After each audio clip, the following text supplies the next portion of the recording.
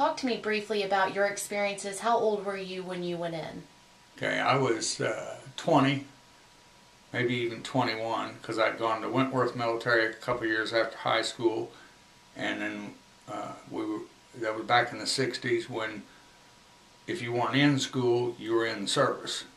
Everyone was drafted, and those that didn't go to Canada went to the Army or the Marine Corps. So I found myself down at Fort Leonard Wood in basic, Fort Lewis, Washington for AIT, and then from there I went to OCS in Fort Sill, Officers Candidate School, and then started my career in Signal Corps with the United States Army. So, and then shortly after that I went to Vietnam.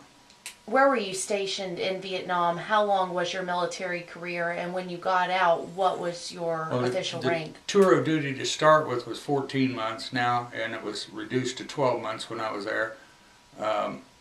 But 12 months was as much as a person could take if they were in combat.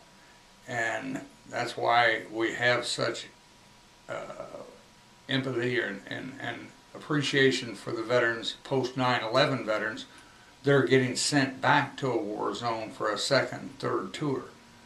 And they're paying a heavy, heavy price for that because, after a while it does work on you. And you're going to have a traumatic event that's going to affect your life. So we're reaching out to veterans to try to connect them to the VA disabilities that are available for injuries incurred during the service or aggravated by their service. And then the other half of the coin is pensions for veterans and their spouses. But the service-connected injuries or injuries aggravated by the service is what we specialize in the VFW. The VFW was founded in 1899 for one purpose. After the Spanish-American War and the Philippine insurrection, there were a tremendous amount of veterans who were missing limbs and arms and legs and so on, and they needed help real, real bad. And an organization was formed called the Veterans of Foreign Wars for that purpose, and it's what we are today, I hope. So we try to reach out to veterans in each community in Missouri and in the nation to let veterans know what their VA benefits are, because they do not know. And so that's what I do. What was it like getting out of Vietnam? How were you treated? It wasn't anything horrendous. I went through California like everybody else did. And the particular time that I came home, I guess I didn't see any revolt. And I was just thrilled about getting home to see my son, and my family, and taking up where I left off in college and my business career. So the only incident that I can recall is down at Warrensburg when I was finishing up my degree down there. I stopped wearing my field jacket because people would walk up to you and say something about what a bad guy you were, and that hurt. And I didn't lock and load on nary one of them, wanted to, but they did. They were ignorant. They didn't know. So I know many of the Vietnam veterans did experience something traumatic, and it's something that you work with. You're really passionate about what you do. How do veterans go about getting their benefits or understanding what they qualify for? They contact their post-service officer. VFW post-service officer. I have a real long title with the VFW state of Missouri. It's called Veteran Service Information Officer for the state of Missouri. So I have 13 VFW districts and 123 posts in Missouri that I try to keep track of and keep motivated and keep them finding these veterans that are in need of VA assistance, and all the different programs that can be offered to even troops being deployed, unmet needs program through the VFW that, if they have to leave and their house needs repair, they can get a $2,500 grant to get their house repaired. They can get a grant to pay unpaid utility bills. They could get a grant to pay bills that are outstanding when they deploy, they don't have any way of getting those paid. So VFW comes to the call. But there are two parts of the VA benefits. Okay, there's service-connected benefits for injuries or injuries aggravated by the service. Say a fella or a gal had a car accident before they went into service, but they still got in the service and were accepted into the service, and then that injury from the car accident prior to service, or a football injury prior to service, was aggravated by the service, and here they are find themselves 65 years old and they can't walk because of that original injury that was aggravated by the service. Okay, or what about PTSD? PTSD is a lot of new veterans, last 20 years are experiencing more and more of that. We had a tremendous problem with it, Vietnam veterans, but more so today. Post-traumatic stress disorder is you have to be in a combat zone and you have to have some event that you were concerned for your life and surviving. And I can't imagine anybody in a combat zone that wasn't concerned about surviving. So I think that includes every combat veteran. But does it still bother them? Do they have sleep apnea? Do they overly react to problems that you and I could handle? Do they have problems in their work? They have problems with drinks, drugs, things like that. Those are symptoms of PTSD. But out of 100 service-connected disabilities that I do, very, very few of them are PTSD. Any combat veteran probably qualifies for that, but they don't step forward and say, I can't sleep at night. I went through, I have had 5 wives, because I can't get along with other people. I can't get along with my boss. I keep getting fired. These are the symptoms of PTSD that come along. So, why did you decide to get involved in this? I know that you were heavily involved in another job. I think I've always been interested in veterans affairs. I was very active when they built the Vietnam Veterans Memorial in Washington, D.C. Totally involved in that. Me and a couple of my buddies went there several times. Then in 1986 was basically early on, and because Vietnam was over in 75. In 86 we built the Ray County Vietnam Veterans Memorial. So, and this was we ran into some problems with that, but we won't get into that. It got built, and now 14 KIAs from Vietnam are honored on our courthouse yard, and it's a big deal. What does it mean for you to see all of these kind of accomplishments that you've had or had with other people? I know that you're heavily involved here in Ray County and all over the state. What is it like for you to see these memorials, to see these things happen? Oh, it's makes you feel real good. The beautiful memorial over at Lexington, different ones, Sedalia, Jefferson City, all over the state now. And if your community in the state of Missouri doesn't have a memorial to veterans that have fallen for your freedom, you're remiss in not seeing that gets done in your community. So let me cover real briefly so people know when they should call their post-service officer about a disability. And I do it just like when I go into a shopping center or the casinos or wherever I'm at, and I'm wearing my Vietnam veterans hat, so hopefully people will come up to me. But if I see someone who's wearing a veterans hat, go right up to them, give them a business card, tell them what I do, and do you have any problems from your service? World War II veterans either served in one of 2 places. So if they're a World War II veteran, they had to serve in the Pacific or in Europe. In Europe, they froze to death, and in the Pacific, they got jungle rot. So, most of those veterans were affected that way, even though they may not have had a Purple Heart and lost a leg or something. They were affected by arthritis now, toenails falling off, different problems, skin disorders. that come along with having been frozen. And the people at the Battle of the Bulge, most of those people go straight to 100%, and it changes their life. You know, I can't help but talk about my good buddy that lived north of Richmond in a single-wide mobile home. Floors falling in. Now he lives in a nice little ranch home in Richmond with no steps front or rear, and he has an additional $3,000 a month to help pay for that. So the only problem is he's 93 years old, so he's still facing some health issues, but he's happy. He's happy as he can possibly be. He is very happy, yeah, and it made a difference in his life. So World War II veterans, that kind of thing. For Korean veterans, the forgotten veterans, and they truly have been forgotten because VA doesn't recognize very many things for Korean veterans. PTSD, a lot of them were frozen in Korea. You know, I had a veteran ask, an interviewer asked him how cold was it, you know, and he said, oh, I didn't have a thermometer with me.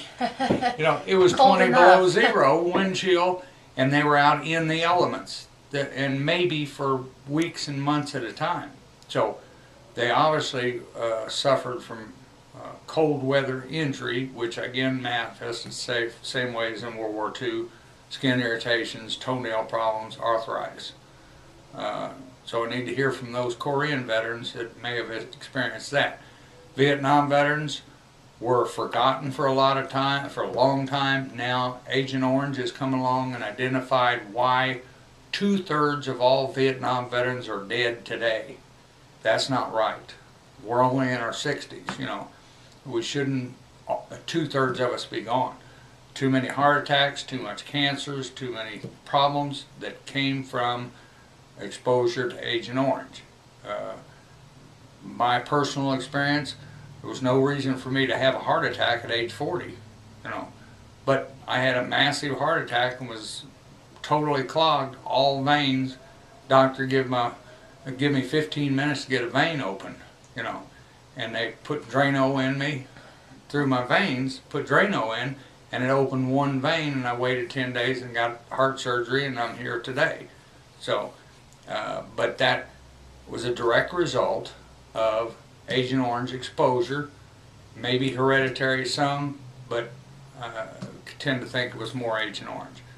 So, Vietnam veterans are, it's presumed that diseases are caused from Agent Orange, spraying of defoliant in the base camps. And that was heart disease. If you had a stent or a bypass and you're a Vietnam veteran, I need to talk to you. All right. If you have cancers of about any kind, I need to talk to you.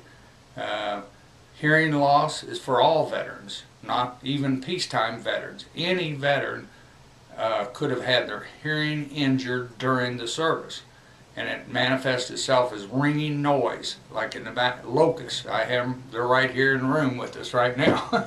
Can you hear them? No. But it's a ringing noise, it's constant, doesn't come and go. It's always been there ever since the artillery rounds in Vietnam.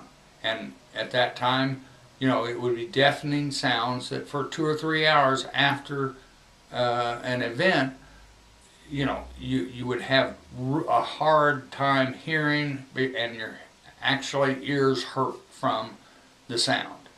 But a 50 cal going off, you know, 300 times, it'll ruin your hearing one time.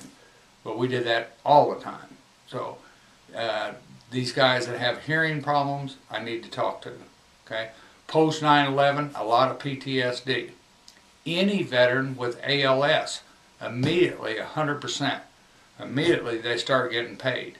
And the wonderful thing about ALS victims is that the wife is taken care of when they're gone. They will get aid and dependency after the veteran has passed. So if any veteran in the state of Missouri has ALS and they're a veteran, I need to know about it. War zone or not, no war zone. If you're a veteran, active duty service, honorable discharge, and you have ALS, we need to talk. That's what I'm looking for.